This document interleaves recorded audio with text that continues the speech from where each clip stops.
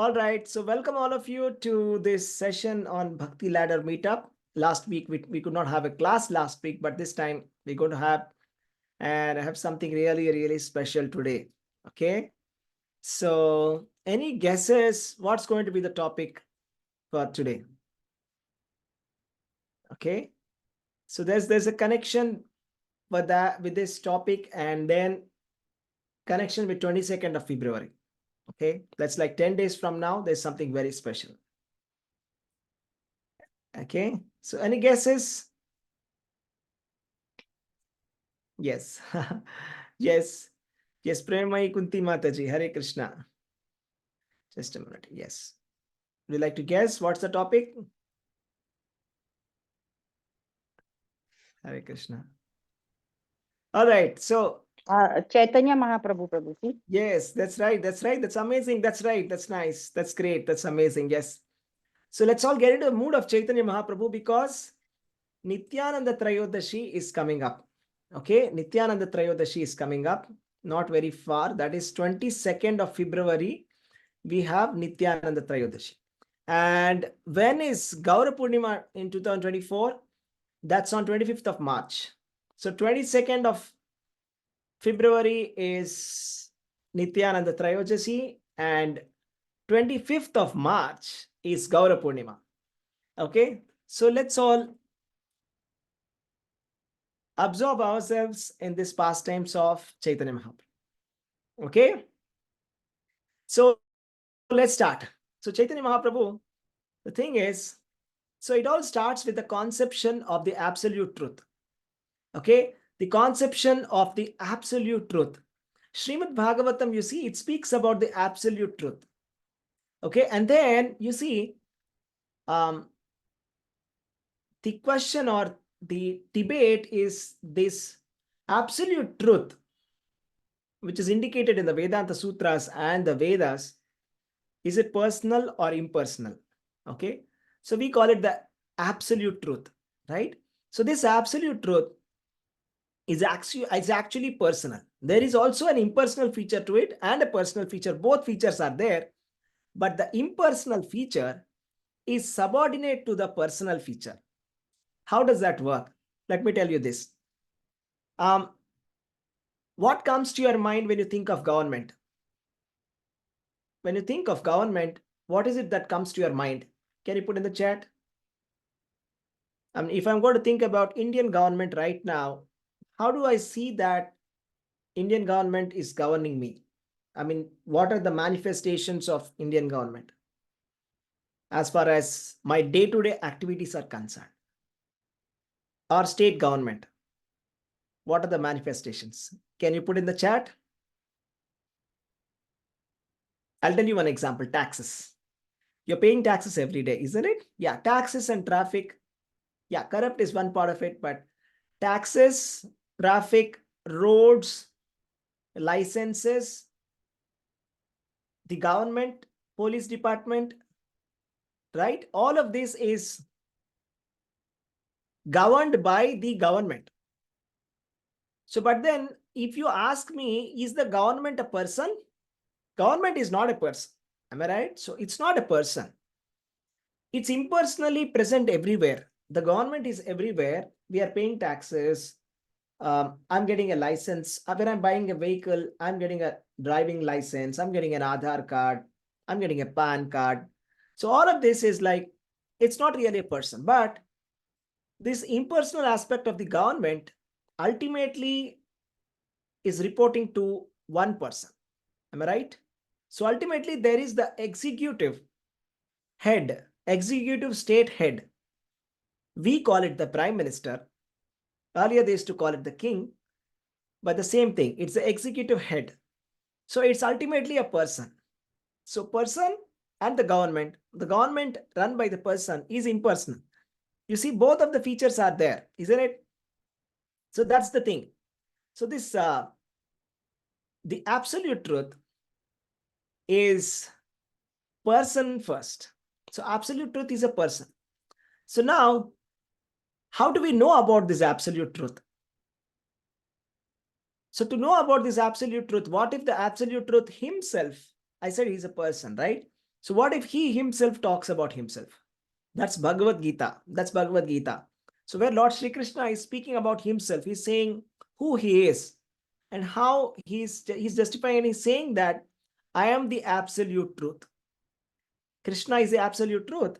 And then he's manifesting his divinity. And then Lord Krishna, what is he doing in Bhagavad Gita? He's teaching us the final instruction. He's saying the ultimate thing for us to do is to understand that we are all part and parcel of Lord Krishna. We are spirit souls, we are not the body. Okay, our body is destructible, but our soul is not destructible. And this soul is divine, and it's a part and parcel of the whole. That's part and parcel of Krishna. Okay, so now his instruction is always think of me, become my devotee, and pay obeisances unto me. But then, how to become a devotee? That's a question again. So that's what exactly happened 500 years ago. So this is 1400, that is the 15th century by the modern calendar. 15th century, and India, the spiritual capital of the world, as always, it has always been the spiritual capital of the world. It is still, and it will continue to be. And everybody had their own versions about Bhagavad Gita, and everybody was speculating. Krishna is saying, become a devotee. You see, this devotional service, what is the meaning of being a devotee? Everybody has got their own interpretations. The impersonalists, they say being a devotee means to be a jnani, that is to be a mental speculator or an empiric philosopher. That is the devotee. That is the definition of devotee. And those people who are from the school of yoga, they said, okay, actually the meaning of being a devotee is not that. The meaning of being a devotee is to be sitting down and meditating. Okay, devotee means a meditator who is always sitting down and meditating. That he is a devotee. That's a real devotee. Okay, and then those people who follow the school of karma, who believe in action, they started saying, okay, actually, you know what, work is worship. You know, being a devotee means to actually just doing your duty. That's it. I mean, there's no God, but just do your duty and try to help people, and that's it. That's God. So that is a pure devotee. Okay, so everybody has got their own conceptions. Now, who is going to solve this? Who is going to tell us what Krishna actually means when he says manmana bhava madbhakto madhyaji mam namaskuru? So again, it cannot be displayed any better than the Supreme Lord himself. So even if he has to demonstrate how to be a devotee of Krishna, it is only him who can actually do that. Okay, so Chaitanya Mahaprabhu, he was born in the Sridhama Mayapura. Okay, he advented there. We can't say he's born. Okay, and then you see, he is the starting point of the Sankirtana movement. So it's called the congregational chanting of the holy name of the Lord. And he advented in the Sridham Mayapur in the year 1486. Now we are in 2024. Now calculate the difference. 500 years plus 36 years, 86, 24. That is 38 years. 538 years, am I right? So 538 years ago, he advented in the holy dham called Sri Mayapur Dham, Sridham Mayapur. Okay, I'll tell you a little bit about his parents and his family and his background and some stories. So that's what is going to be today's story. Okay, so it's going to be very interesting. We'll hear about Chaitanya Mahaprabhu and what he did. So Chaitanya Mahaprabhu, he was born in the family of the Brahmanas. That is, his father was Sri Jagat Mishra. And he was coming from a district called Silhet. Okay. And then this Jagat Mishra, he had come to Navadvipa, which was considered to be a center of learning. Okay. So there are many centers of learning.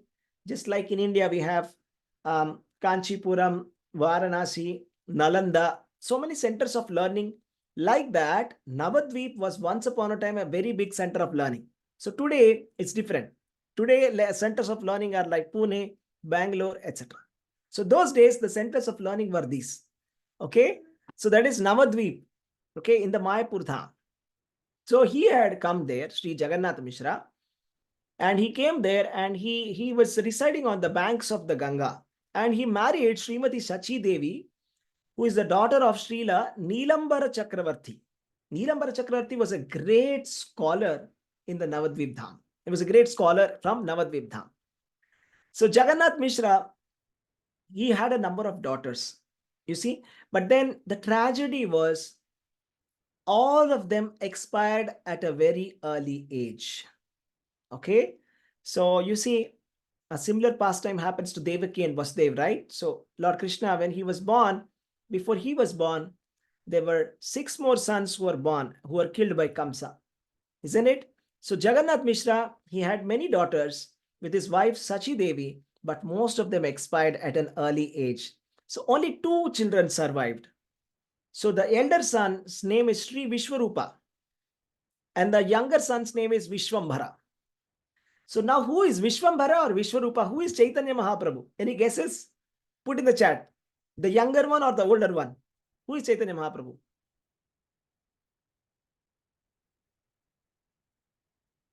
The younger one. That's the right guess. The younger one among these two is Lord Sri Chaitanya Mahaprabhu. Okay.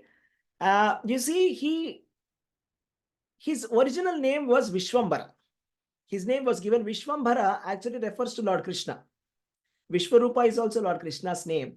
Vishwambhara, the one who is controlling the entire universe, who is like the master of the entire universe. That is the name of Vishwambhara, right? So he was given this name, and then since he was born under the tree of a neem tree, okay, that's why he was called as Nimai. They call it neem. In Hindi also they call it neem ka ped. So he was called as Nimai. So his short name was Nimai. So everybody used to refer him by the name Nimai Pandit. Until he got renounced and he took renunciation, he became a sannyasi. Only then later his name became Sri Krishna Chaitanya. Sri Krishna Chaitanya Bharati. That was his name. That was his sannyasa name. Okay. So that's Sri Chaitanya Mahaprabhu. He was a very great learned scholar himself. Okay. He will hear about his pastime right now. Okay. Lord Sri Chaitanya Mahaprabhu, how many years did he stay? How many years did he show his pastimes? Exactly 48 years. 48 years, okay? For 48 years, divide it into half. First 24 and the second 24. The first 24, he was like a grihastha. At the age of 24, he took sannyas. He took sannyas and then he became a completely renounced person. All right, so we'll hear about it. So let's discuss about the first 24 years of Chaitanya Mahaprabhu, okay? So the first 24 years of Chaitanya Mahaprabhu, he remained in the Navadvip Dham as a student, as a householder. And his first wife name was Srimati Lakshmi Priya. But Lakshmi Priya, who was Lakshmi herself, okay, Sri Lakshmi Priya passed away at an early age. Once when Sri Chaitanya Mahaprabhu had gone to Bangladesh, at that time Lakshmi Priya passed away. So afterwards, he went to the East Bengal, right? When he came back to East Bengal, his mother asked him to marry again. So he agreed to marry again. And his second wife name was Srimati Vishnupriya Devi. And Srimati Vishnupriya Devi, she had to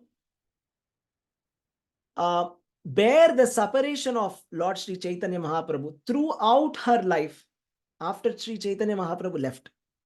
So he left at the age of 24, and Vishnupriya had to undergo that separation, right, for a long time.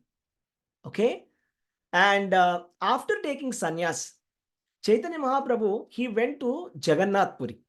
Chaitanya Mahaprabhu went to Jagannath Puri. So where was Chaitanya Mahaprabhu for most of the time after taking sannyas? In Jagannath Puri. And that was also because his mother had requested. His mother requested that anyways that you have decided to take sannyasa, at least if you are staying in Jagannath Puri, which is not very far from Navadvipa, there are so many devotees who keep going from Navadvip to Jagannath Puri on a pilgrimage. I will be able to get your news. I'll be able to understand or know that how you are doing. So I'll be able to know that, you are fine. So please stay in Jagannath Puri. So I don't know whether it was, see, it is Krishna's will. It is Chaitanya Mahaprabhu's will that he wanted to stay in Jagannath Puri. Right? Jagannath Puri was also a very special place. We'll talk about it. Jagannath Puri is very special because it symbolizes the separation between Lord Krishna and the Gopis. Okay, the Ratha Yatra symbolizes this. So the Ratha is a scene, the Ratha Yatra, which is conducted in Jagannath Puri, is actually a scene that happened in Kurukshetra war, that Lord Krishna, after many, many years, okay, the Gopis had come to Kurukshetra. It was not in the war, but in the Kurukshetra pilgrimage place, right? Tirthasthala. During solar eclipse, Krishna and Balaram and Krishna, Balaram and Subhadra had went there, and even the Gopis had come. So it has been years of decades of separation. So at that point of time, when Radharani sees Lord Krishna and the Gopis see Krishna, and then Radharani says that you are the same, I am the same, but everything has actually changed. So nobody understands this. It's like a very cryptic statement. We have to think very deeply to understand that. Okay, it's a very cryptic statement. So, but anyways, so finally what they do is like Radharani and Gopis, they all in their hearts, when they see Krishna, they all decide to pull the chariot back to Vrindavan. They want to take him back. So this is the mood of Jagannath Puri. So it is the symbolism of the separation of the Gopis from Lord Krishna. So Chaitanya Mahaprabhu, no wonder he was staying in Jagannath Puri. So that was it. And Chaitanya Mahaprabhu, he preached Srimad Bhagavatam and the teachings of Bhagavad Gita in the most practical way. So what's the most practical way of teaching? Anyone? How do you teach? You see, I was reading about this. There are different ways to teach things, okay? It's called the cone of learning. Okay, it's called the cone of learning. What's the cone of learning is? Yeah, I'll just unmute. Manisha Mataji wants to say something. Yes, Mataji, you want to say something? No, sorry, Prabhuji. It Okay, was that's a mistake. no problem, no problem. So I was saying, see, the cone of learning is like this, that if you want to teach something to someone, the last thing that you can do is give a lecture. Give a lecture. They'll hear, but they will retain 20% of it. Something better is do a discussion, question and answer session. So you ask questions, I answer. They're more involved. Other thing is like do a dramatic presentation, do a drama on it. Okay, explain. I mean, just show some action. That's better. And the best is just demonstrate the practical of it. Just show it what it is. So we all want to know what is bhakti, how to do bhakti. Everybody is having their own definitions. Now we don't need to worry too much. What's bhakti? How to do Krishna bhakti? Lord himself has come to demonstrate how to do Krishna bhakti. So he demonstrated in the exemplary way that he taught this Bhagavad Gita and Srimad Bhagavatam in the most practical way. Okay. So Bhagavad Gita, Lord Krishna is saying this, right? Always think of me, right? So that's about Chaitanya Mahaprabhu. He's same as Krishna. Okay. So the philosophy of Chaitanya Mahaprabhu is very simple. Okay. It says that this Lord Sri Krishna, who is son of the Nanda Maharaja, he is the supreme personality of Godhead. That's the point number one. And it says that this Vrindavan Dham is non-different from the Supreme Lord himself. The Vrindavan Dham is non-different from Krishna. And it is a supermost spiritual platform. It is said that the Vrindavan Dham, for us physically it appears inside Uttar Pradesh, but it is not just a Vrindavan Dham. It is not an ordinary place. It is a place where Lord Krishna is performing his Nitya Leela. We are not able to see it, but the acharyas and the pure devotees who go to Vrindavan, they are able to see Lord Krishna and Radharani and all the gopis performing the leelas every time, eternally. That's happening, okay? It's always happening, okay? So that's Vrindavan Dham. That Vrindavan Dham is the superior most, topmost Dham. That's the philosophy of Chaitanya Mahaprabhu. And then the highest form of worship was exhibited by the Gopis. This is the point number 3. First point is Krishna is the only worshipable object in the entire universe, and Vrindavan Dham is the best. Third one is the Gopis are the most perfect devotees of this Supreme Personality of Godhead. And the fourth point is that Srimad Bhagavatam is the ultimate spotless literature for understanding God. So this is the point number 4. And this Srimad Bhagavatam can give us the love of Godhead, the prema. This prema to God, that is a love. We use the word prema for relationship between men and women, but that's not prema at all. The real love is actually between the living entity and the super soul. So this love, the prema, Krishna prema, is fully manifested. Okay, in 100%, it is possible to manifest that. So that Krishna explained us in the form of Chaitanya Mahaprabhu. All right. So Chaitanya Mahaprabhu, he was surrounded by so many associates like Vrindavan Das Thakur, Kaviraj Krishna Das Kaviraj Goswami, and Prabodhananda Saraswati Jiva Goswami, Gopala Bhatta Goswami, Raghunatha Bhatta Goswami, Raghunath Das Goswami, like so many of them. Okay, in the later age, there was like in succession Vishwanath Chakravarti Thakur, Baldev Vidyabhushan, and Shyamananda Goswami, Narottama Das Thakur, Bhakti Vinod Thakur, and Bhakti Siddhanta Saraswati Thakur, and Srila Prabhupada. You see, all of them are in the disciplic succession of Chaitanya Mahaprabhu. You see? So, Chaitanya Mahaprabhu, he did not write many books. Okay? He just wrote one shloka. That's called Shikshashtakam. Cheto darpana marjanam bhava mahadavagni nirvapanam Shreyak Kairava Chandrika Vitaranam Vidya Vadhu Jivanam Anandambudi Vardhanam Pratipadam Purnamrita Swadanam Sarvatmasnapanam Param Vijayate Sri Krishna Sankirtanam. So that's the first verse of Shikshashtakam. There are 8 verses in Shikshashtakam.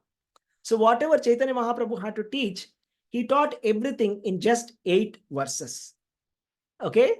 So you see, we are trying to understand the Vedas, the Puranas, Upanishads, Ramayana, Mahabharata, everything. But you see, the ultimate gist of all of these literatures, the gist of all the Vedanta Sutra, everything is to understand Krishna and to get the love of Godhead. That's like the topmost goal that anybody can have. Okay? And then, what are the books that we have to understand Sri Chaitanya Mahaprabhu? We have some books like Sri Chaitanya Charitamrita, written by Kaviraj Krishnadasa Srila Krishnadasa Kaviraj Goswami. And we have Chaitanya Bhagavat written by Srila Vrindavan Das Thakur. And we have many more books like Chaitanya Mangala. Okay, and then we also have Murari Gupta Korcha. Like that, many books which have been written. I mean, the live account of all those people who have seen.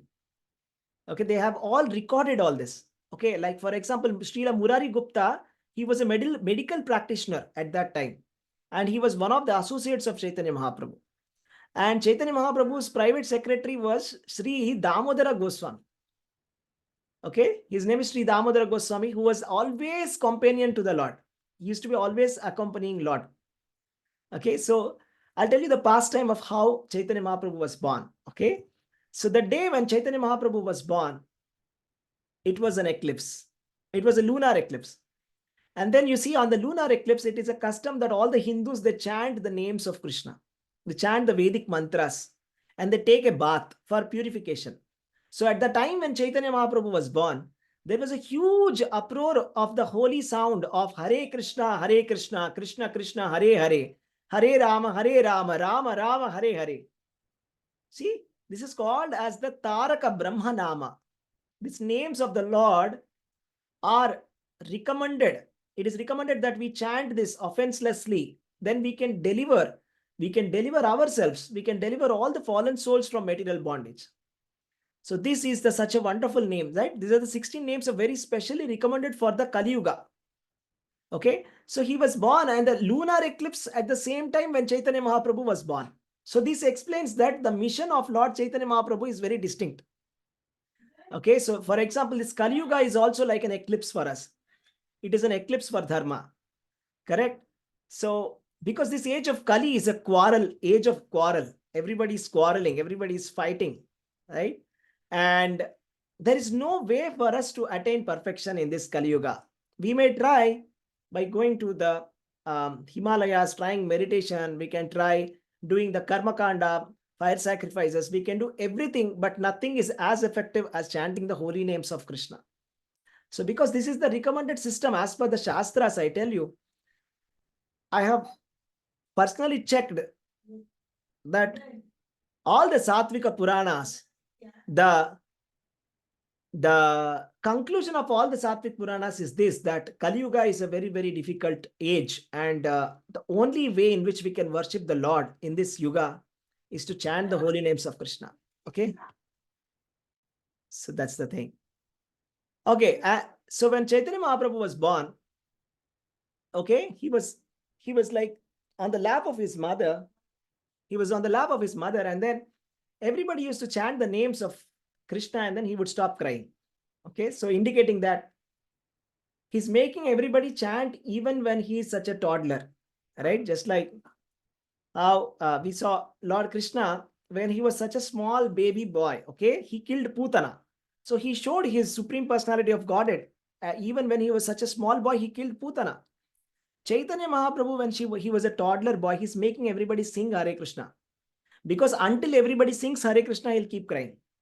So he used to exhibit that pastime. So from the very childhood, even from his birth, when he was a baby, he is preaching the holy name of Krishna. And he was also called as Nimai.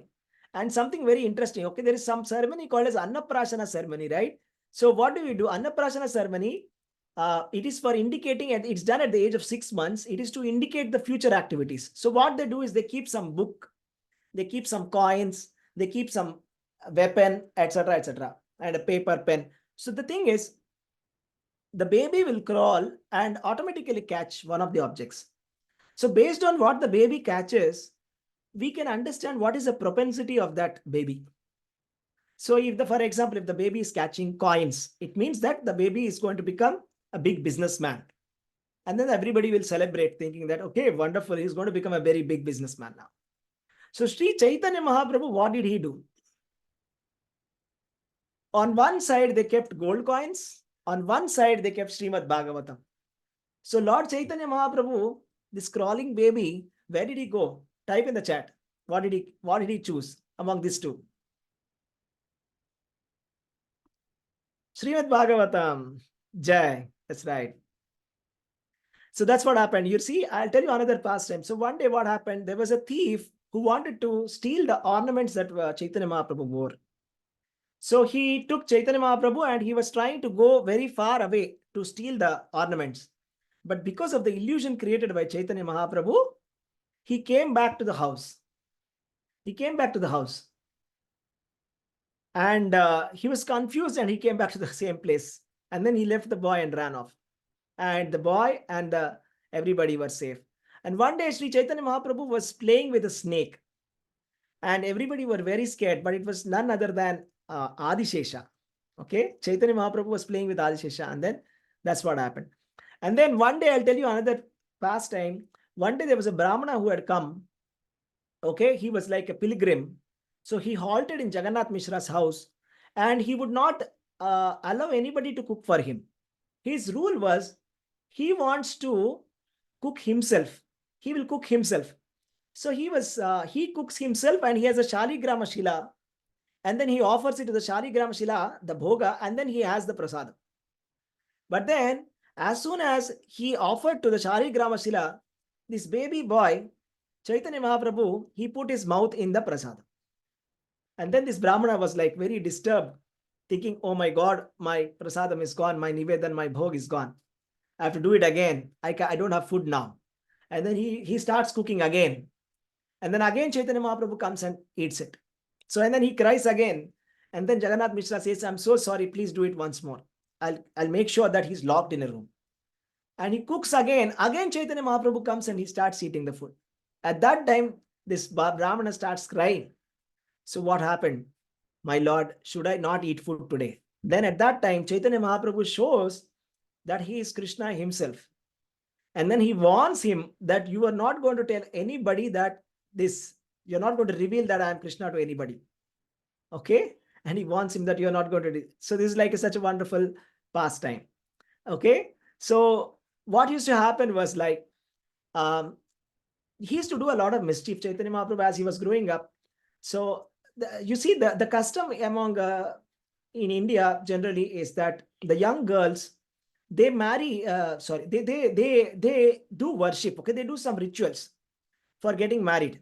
Okay, what are the rituals? Is one of the rituals the young girls they perform is they perform worship to Lord Shiva so that they get a good husband. So this is a very ordinary, very normal custom.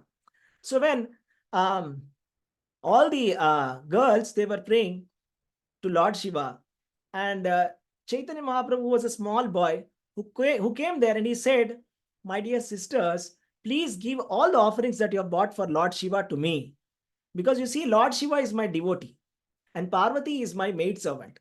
So if you worship me, Lord Shiva and all the demigods will be satisfied." So then they thought, what is this boy blabbering?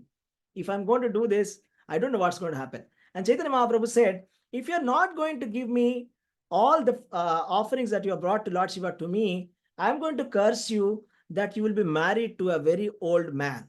Okay? So, so all the girls used to get scared and, oh my God, is it really going to happen that I'm going to get married to an old man because of the curse of this small boy? So let me not take any risk. And they gave all the offerings to Chaitanya Mahaprabhu. Okay. So like that, he used to perform a lot of pastimes. And then some people used to go and, the girls used to go and some of the girls used to like it, but some of the girls, they used to go and complain to the mother that, the small boy is like disturbing our puja. Like that. Okay. So,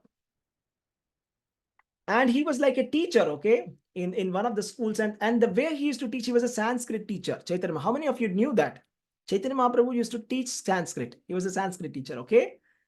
And when he used to teach Sanskrit, he teaches in a very unique way. Every grammatical rule that he teaches will be connected with Krishna. So just like if he's going to teach one of the combination Sandhi, so he will always connect Parama plus Ishvara, Parameshwara, something like that. So always connected with Krishna. All the Krishna's names only will be there. That's called as a Harinama Vyakarana. Means it's a completely rewritten grammar. It's not the Panini grammar, completely rewritten, completely based only on the holy names of Krishna. So like that, Sri Chaitanya Mahaprabhu, one day, there was one great scholar who had come, okay, to their village. So that point of time, he was challenging everybody that I am Digvijaya Pandit. Nobody has won against me. Is there anybody here in Navadvip who can defeat me? Please come. Okay, yes, his name is Kashmir Pandita. So at that time, Chaitanya Mahaprabhu, who was Nimai Pandita, he had come and he humbly said, yes, sir, I would like to compete with you. And then he laughed.